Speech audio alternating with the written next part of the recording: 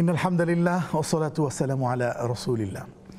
সুপ্রিয় দর্শক, কাছে দূরে দেশে প্রবাসে এই মুহূর্তে যে যেখান থেকে দেখছেন নেক্সাস টেলিভিশন, স্বাগত জানাচ্ছি এই সকালে আপনাদের প্রত্যেককেই। আমি খালিদ সাইফুল্লাহ বকশী। দর্শক, শুরু করছি আপনাদের জন্য আমাদের সকালের নিয়মিত আয়োজন গ্লোবাল ইসলামী ব্যাংক নিবেদিত সোনালী আলো। এই আয়োজনে শোনাবো পবিত্র কোরআনে কারিমের তিলাওয়াত এবং তার অনুবাদন। আজ আমরা পবিত্র কোরআনে কারিমের সূরা আল বাকারার 124তম আয়াত থেকে 129তম আয়াত পর্যন্ত তিলাওয়াত এবং অনুবাদ শুনবো ইনশাআল্লাহ। আসসালামু আলাইকুম ওয়া রাহমাতুল্লাহি ওয়া বারাকাতুহু। আউযু বিল্লাহি মিনাশ শাইতানির রাজীম। বিতাড়িত মারদুদ শয়তানের ওয়াসওয়াসা থেকে পানাহ চাই। বিসমিল্লাহির রহমানির রহিম। পরম করুণাময় দয়াময় আল্লাহর নামে শুরু করছি। وَإِذِ ابْتَلَى إِبْرَاهِيمَ رَبُّهُ بِكَلِمَاتٍ فَأَتَمَّهُنَّ قَالَ إِنِّي جَاعِلُكَ لِلنَّاسِ إِمَامًا قَالَ وَمِنْ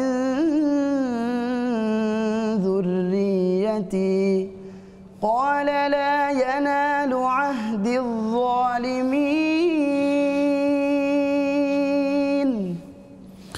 মহান আল্লাহ সুবহানাহু ওয়া তাআলা বলছেন, স্মরণ করো যখন ইব্রাহিমকে তার রব কতিপয় বিষয়ে তার আনুগত্যের পরীক্ষা নিলেন, অতঃপর সে তা পুরোপুরি পূরণ করল। আল্লাহ তাআলা বললেন, আমি তোমাকে মানব জাতির জন্যে নেতা বানাতে চাই। সে বলল, আমার ভবিষ্যৎ বংশধররাও কি নেতা হিসেবে বিবেচিত হবে?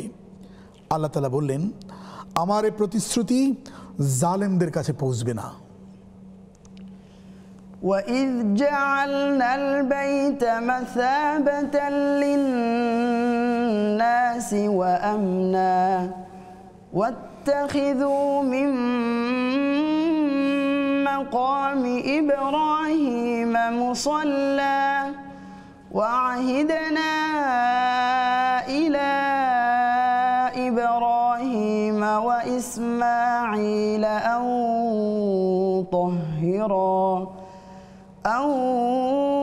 طهرا بيتي للطائفين والعاكفين والركع السجود।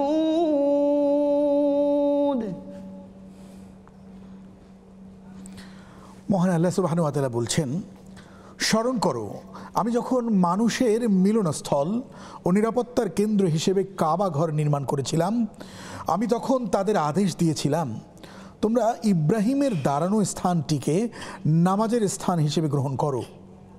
আমি ইব্রাহিম ও ইসমাইলকে আদেশ দিয়েছিলাম যেন তারা আমার ঘর কাবাকে হজ ও ওমরার তাওয়াফকারীদের জন্যে, আল্লাহ তাআলার ইবাদতে আত্মনিয়োগকারীদের জন্যে, সর্বোপরি তার নাম রুকু সিজদাকারীদের জন্যে পবিত্র করে রাখে।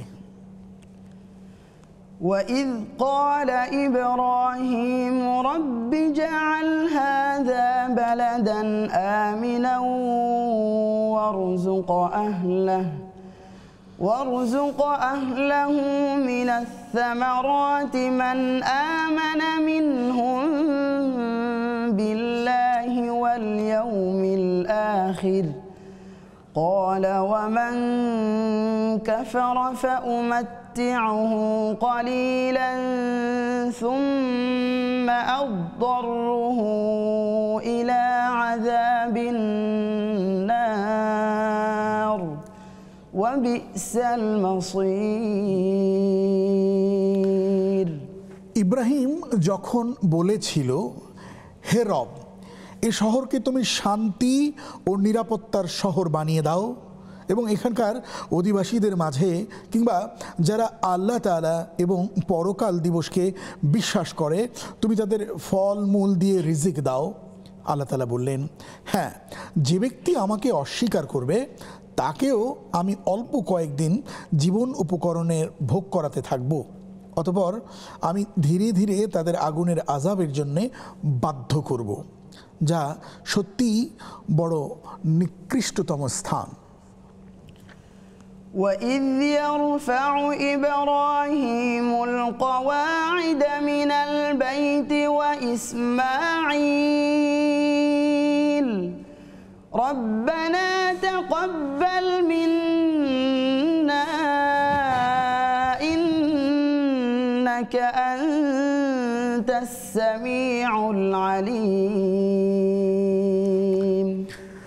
ইব্রাহিম ও ইসমাইল যখন এই ঘরের ভিত্তি উঠাচ্ছিল তখন তারা আল্লাহর কাছে দোয়া করল, হে আমাদের রব, আমরা যে উদ্দেশ্যে এ ঘর নির্মাণ করেছি তা তুমি আমাদের কাছ থেকে কবুল করো। অবশ্যই তুমি সব কিছু জানো এবং সব কিছু শোনো। ربنا وجعلنا مسلمين لك ومن ذريتنا أمة مسلمة لك وأرنا مناسكنا وتب علينا إنك أنت التواب الرحيم।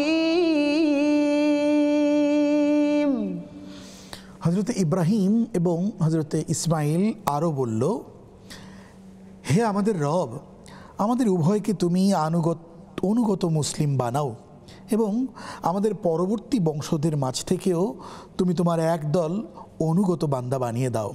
হে মালিক, তুমি ইবাদতের আনুষ্ঠানিক নিয়ম নীতিসমূহ আমাদের দেখিয়ে দাও এবং তুমি আমাদের উপর দয়া পরবশ হও। অবশ্যই তুমি তওবা কবুলকারী ও পরম দয়ালু।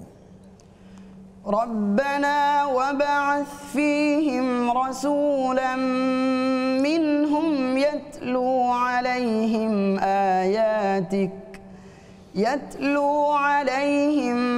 آياتك ويعلمهم الكتاب والحكمة ويزكيهم إنك أنت العزيز الحكيم।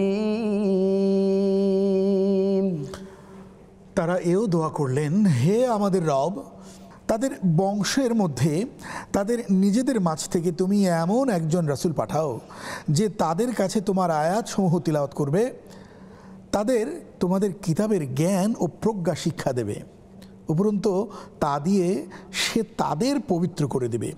হে আল্লাহ, তুমি আমাদের দোয়া কবুল করো, অবশ্যই তুমি মহাপরাক্রমশালী ও পরম কুশলী। সাদাকাল্লাহুল আযীম